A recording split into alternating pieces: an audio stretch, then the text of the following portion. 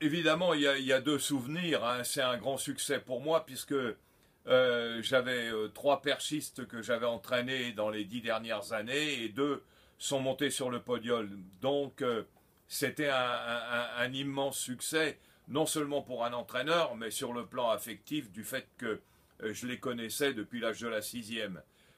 Sur le plan du boycott, on a regretté véritablement que les athlètes russes ne soient pas là et ceux des pays de l'Est, quelques Africains, mais uniquement sur le plan de l'athlète, du sportif, qui a un énorme investissement, qui passe beaucoup de temps à rêver, à, à se battre à l'entraînement pour s'améliorer, et tout d'un coup, les politiques, les politiciens décident de boycotter les Jeux.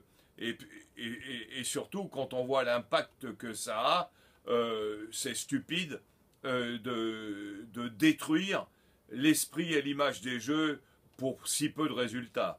Le monde est libre et de plus en plus libre en dehors de quelques pays comme la Chine ou comme la Corée où les athlètes sont tenus. Mais maintenant, je pense que des boycotts seraient inopérants pour certains pays. Mais on n'en est pas à l'abri et il faut s'en méfier.